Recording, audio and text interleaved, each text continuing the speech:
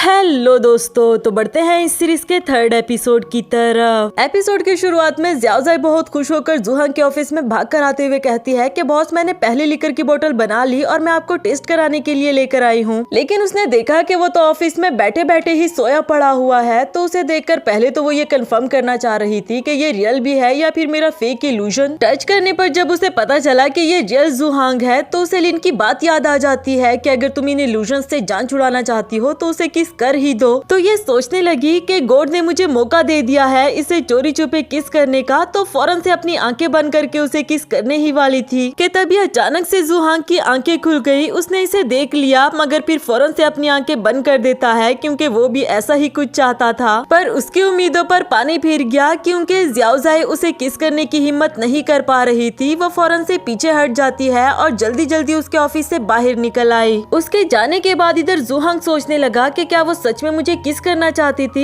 या बस ये सिर्फ मेरी गलत फहमी है। नेक्स्ट सीन में सुपरवाइजर वेन अपने लिए एक नई जॉब ढूंढ रहा था। ज़्याओज़ाई ने जब देखा तो वो पूछने लगी कि ये आप क्या कर रहे हैं, क्या आप ये जॉब छोड़ना चाहते हो? तो वो बोले कि तुम्हें पता तो है कि मैं बॉस के एक्सपेक्टेशंस के अकॉर्डिंग कोई भी लिकर नहीं बना पाया, और ये बात भी तुम बहुत अच्छे से जानती हो कि बॉस को यूजलेस लोगों को रखना नहीं पसंद। अब इससे पहले कि वो मुझे जॉब से बाहर निकाले, मैं खुद ही जॉब ढूंढ लेता हूँ क्योंकि मेरी फैमिली है, मुझे उनको भी तो सपोर्ट करना होगा। लेकिन ज़्याओज़ाई ने उनके हाथ से वो पोस्टर ले लिया और कहती है कि नहीं, आप ये जॉब छोड़कर नहीं जाने वाले। नेक्स्ट सीन मीटिंग का दिखाया गया जहां सभी एम्प्लॉइज को काफी ज्यादा डर लग रहा होता है क्योंकि अगर बॉस को उनका बनाया हुआ लिकर पसंद नहीं आया तो वहीं पर ही इन्हें फायर कर दिया जाएगा। बारी बारी टेस्ट करने के बाद जब ज़्याओज़ाई का लिकर सामने आया तो इसकी स्मेल से ही जुहांग ने पहचान लिया और वो कहता है कि इसको जिसने भी बनाया है वो मुझे ब्रीफ करे। सुपरवाइजर वेन खड़ा होकर उन्हें ब्रीफ करने लगता है, जबकि जुहांग को तो ये लिकर ज़्याओज़ाई का लग रहा था। कहने लगा कि सुपरवाइजर वेन, क्या इससे आपका कोई लेना देना है? वो बोले कि हाँ बिल्कुल, इस लिकर को काफी मेहनत करने के बाद मैंने और ज़्याओज़ाई ने मिलकर बनाया है। यानी कि उसने अपना लिकर सुपरवाइजर वेन को दे दिया। वो इसका कोई भी क्रेडिट नहीं लेती और ये बात जुहांग को बिल्कुल भी अच्छी नहीं लगी। वो कहता है कि सुपरवाइजर वेन, आपको मुबारक हो। लेकिन दूसरी तरफ ज़्याओज़ाई को उसने फायर कर दिया। सुपरवाइजर वेन उनको एक्सप्लेन करना चाहता था, लेकिन इधर ज़्याओज़ाई ने उनको इशारा करके ना करने के लिए कहा। इसके बाद ज़्याओज़ाई बेचारी अपना सामान पैक करके जा रही थी। लीन उसे पूछती है कि तुमने सारा क्रेडिट सुपरवाइजर वेन को क्यों दिया और फिर उन्हें मौका क्यों नहीं दिया कि वो बॉस के सामने एक्सप्लेन करे। तभी दूसरी तरफ से जुहांग पहुंच आया जिसने ज़्याओज़ाई को अपने साथ गाड़ी में बैठने के लिए कहा। लिन भी उसे उसके साथ जाने के लिए कहती है कि अगर कोई प्रॉब्लम हो तो मुझे कॉल कर देना। गाड़ी में बैठने के बाद जुहांग का भी यही सवाल था कि तुमने खुद को क्रेडिट क्यों नहीं दिया, जबकि ये लिकर तो तुमने अकेले बनाया था। ज़्याओज़ाई उसे कैसे बताती, लेकिन तभी उसे जुहांग की बात याद आ जाती है कि कभी कभी फ्रैंकली बात करना अच्छा होता है। तो वो इसे कहने लगी कि मैं आपको कहीं ले जाना चाहती हूँ, क्या आप मेरे साथ चलोगे? नेक्स्ट सीन में वो जुहांग को एक पार्क में ले आई थी उसे कुछ दिखाने के लिए कि वो देखो। जुहांग बोला कि वो तो सुपरवाइजर वेन है ना? ये बोली कि हाँ बिल्कुल, वो हर वीकेंड पर अपनी बेटी को यहाँ फन के लिए लेकर आते हैं। चाहे वो हमारे डिपार्टमेंट के अच्छे सुपरवाइजर नहीं, लेकिन वो अच्छे बाप तो है ना, और मैं नहीं चाहती कि उनके हाथ से ये जॉब भी चली जाए। यहाँ जुहांग को अपनी कुछ पुरानी मेमोरीज याद आती है जिससे कि ऐसा लग रहा था कि वो अनाथ आश्रम में पला बड़ा है और हमेशा से ही पेरेंट्स का प्यार देखने के लिए तरसा हो। खैर ये सब कुछ देखने के बाद अब उसने अपना डिसीजन बदल दिया था ज़्याओज़ाई को फायर करने का, लेकिन उसकी एक शर्त थी कि तुम्हें खुद को भी क्रेडिट देना होगा। और इसके बाद वो एक रिक्वेस्ट भी करता है। जब ज़्याओज़ाई ने पूछा कि क्या रिक्वेस्ट, तो वो बोला कि प्लीज आइंदा मुझे अवॉइड मत करना। अब ज़्याओज़ाई उसे कैसे बताए कि मैं तुम्हें क्यों अवॉइड करती हूँ। बात बदलने के लिए कहती है कि आपको भूख लगी होगी ना, चलो मैं आपको अपने सीक्रेट बेस पर ले जाऊं कुछ खाने के लिए। इसके बाद दोनों ही जब उस रेस्टोरेंट पहुंचे तो उस रेस्टोरेंट को चलाने वाली आंटी जुहांग को देखकर कहती है कि तुम तो कितने सालों के बाद यहाँ पर आए हो। वो बोला कि असल में मैं अब्रॉड गया था। ज़्याओज़ाई पूछने लगी कि मतलब तुम भी यहाँ के रेगुलर कस्टमर हो, जिस पर उसने सर हिलाकर हाँ का जवाब दिया। आंटी उन दोनों को साथ में देखकर खुश हो रही थी क्योंकि उनको लगता है कि ये दोनों गर्लफ्रेंड बॉयफ्रेंड है। कहने लगी कि ज़्याओज़ाई, तुम जो टारगेट अचीव करना चाह रही थी मेरे ख्याल से तुमने अचीव कर लिया है। सच कहूँ ना तो तुम दोनों एक दूसरे को डिजर्व करते हो। जुहांग आंटी का मतलब समझ गया था, जबकि ज़्याओज़ाई उनको क्लियर करने के लिए कहती है कि असल में मैं इस लिकर की बात कर रही थी। मैंने इस टारगेट को अचीव कर लिया और मैंने इसे स्नो लिकर का नाम दिया है। अब आंटी भी थोड़ी एम्बेरस हो गई और फौरन से इनके लिए खाना लेने को चली गई। खैर यहाँ जिस तरह जुहांग उसे देख रहा था, इसे ये बात तो साबित हो जाती है कि वो उसके लिए फील करने लगा है और किसी हद तक वो ये बात जान चुका, लेकिन इतनी जल्दी उसे बताने की हिम्मत नहीं कर कर पा रहा। दूसरी तरफ ज़ियाओज़ाई भी ज्यादा कंफर्टेबल नहीं थी क्योंकि अभी तक भी उसके इल्यूजन्स वाला मसला खत्म नहीं हुआ। अगली सुबह जब ज़ियाओज़ाई ऑफिस पहुंची तो लिन उसे देखकर कहने लगी कि ये सब कुछ हो क्या रहा है। एक दफा तो बॉस ने तुम्हें फायर कर दिया, फिर इतनी जल्दी कैसे मान गए तुम्हें दोबारा जॉब पर रखने के लिए। ज़ियाओज़ाई कहती है कि इसमें इतना हैरान होने की क्या बात, मैं टैलेंटेड हूँ और बॉस को नजर आ रहा है। लेकिन लिन इतनी आसानी से नहीं मानती। वो कहती है कि तुम मानो या ना मानो बॉस को तुमसे प्यार हो चुका है और तुम भी बड़ा कहती थी कि तुम्हें रिलेशनशिप में नहीं आना, लेकिन आजकल तुम भी बॉस के बहुत करीब होती जा रही हो। ज़ियाओज़ाई बोली कि नहीं, तुम पागल हो गई हो क्या? वो तो अगर घुटने टेक कर भी मुझे अपने साथ डेट पर जाने के लिए कहे ना, मैं तब भी ना मानूं। और ये बात पीछे ही खड़े जुहांग ने भी सुन ली, जिससे उसे काफी ज्यादा गुस्सा आ जाता है। इसके बाद ऑफ टाइम में वो गाड़ी में बैठकर ज़ियाओज़ाई का वेट कर रहा था कि मैं उसे घर छोड़ने के लिए लिफ्ट दूंगा, लेकिन वो तो आते साथ ही किसी के साथ बाइक पर बैठकर वहाँ से चली गई। जुहांग को काफी ज्यादा गुस्सा आ जाता है और उन दोनों को फॉलो करने लगा, यहाँ तक कि दोनों बाइक से उतरकर ज़ियाओज़ाई के घर जाते हैं। अब बेचारे जुहांग को तो रात को भी नींद नहीं आ रही थी, यही सोच सोचकर कि आखिर वो लड़का इसका क्या लगता है। शायद कल सुबह वो मुझे उस लड़के के बारे में एक्सप्लेन करे, पर क्यों एक्सप्लेन करेगी? आखिर हम दोनों का रिश्ता ही क्या है? अगली सुबह ज़ियाओज़ाई भागते हुए कुछ डॉक्यूमेंट्स लेकर आती है, जबकि 1 मिनट लेट हो जाने पर भी जुहांग ने उसे डांटना शुरू कर दिया कि तुम्हें पता तो है आज हमारी कितनी इंपॉर्टेंट मीटिंग है। ये कहकर वो जाने लगा। ज़ियाओज़ाई सोच रही थी कि एक तो डॉक्यूमेंट्स भी खुद ही घर छोड़कर आया और अब मुझे डांट रहा है। कल तक तो टीकता, पता नहीं आज इसे क्या हो गया। नेक्स्ट सीन में हमें एक नए कैरेक्टर जिनो को दिखाया जाता है, जो वैसे तो एक फेमस सेलिब्रिटी था, लेकिन उस बेचारे की गर्लफ्रेंड उसे बिल्कुल भी भाव नहीं देती। आज वो इस होटल में अपनी गर्लफ्रेंड को बर्थडे विश करने के लिए आया है, जबकि उसने इसे गलत रूम का एड्रेस दे दिया था और यहाँ भी बेचारे को एम्बैरेस होना पड़ा। अब उसे गुस्सा आता है कि यार सबके लिए मैं इतना बड़ा सेलिब्रिटी हूँ, लेकिन ये लड़की पता नहीं ये कब मुझे एक्सेप्ट करेगी। नेक्स्ट सीन में जुहांग जिनो की सेक्रेटरी से अपने लीकर की प्रमोशन की बात कर रहा था, लेकिन वो कुछ खास राजी नहीं होती। ज़ियाओज़ाई भी चुपके से देख रही थी कि आखिर इस मीटिंग का रिजल्ट क्या निकलता है और इसके बारे में वो कुलीग्स को भी बता रही थी कि यहाँ क्या चल रहा है। तभी बाय चांस जिनो उससे टकरा दिया, जिससे उसका फोन नीचे गिर जाता है और जिनो को तो देखकर सब उसकी पिक्चर्स क्लिक करने लगे। आखिर वो इतना फेमस सेलिब्रिटी था। अब अपना इमेज बचाने के लिए वो एक्टिंग करने लगा जैसे ज़ियाओज़ाई उसकी गर्लफ्रेंड हो। वो कहता है कि बेबी तुम नाराज क्यों हो रही हो, हम इस बारे में घर चलकर बात करते हैं ना। लेकिन इतने सारे लोगों के कैमरास देखकर उसे सोशल एंजाइटी होने लगी। साथ ही उसे एक बचपन का इंसिडेंट भी याद आता है, जिसकी वजह से उसे ये सोशल एंजाइटी स्टार्ट हुई थी। किसी भी तरह अपनी जान छुड़ाकर वो यहाँ से भाग निकली। जुहांग भी देख रहा था कि आखिर इससे हुआ क्या, फौरन उसके पीछे चला जाता है। उसके पास जाकर पूछने लगा कि तुम ठीक तो हो ना, जबकि ज़ियाओज़ाई अपने लिए ऑक्सीजन कलेक्ट करने की कोशिश कर रही थी। दूसरी तरफ से जिनो भी पहुंच आया, जो माफी मांगते हुए कहता है कि तुम ठीक तो हो ना, मैं बस चाहता था कि तुम मेरी गर्लफ्रेंड बनने की एक्टिंग करो। जुहांग को ये बात अच्छी नहीं लगी। वो आगे आते हुए बोला कि तुम खुद को समझते क्या हो कि तुम जो चीज भी चाहोगे उसे खरीद लोगे। लेकिन ज़ियाओज़ाई सामने आकर बोली कि मैं तुम्हारी गर्लफ्रेंड बनने के लिए तैयार हूँ, अगर तुम मेरे स्नो लिकर की प्रमोशन करने के लिए राजी हो जाओ। यानी कि फ्यूचर में जुहांग इन दोनों को साथ में देखकर खूब जलने वाला है। इसी के साथ हमारा ये वाला एपिसोड भी खत्म हुआ।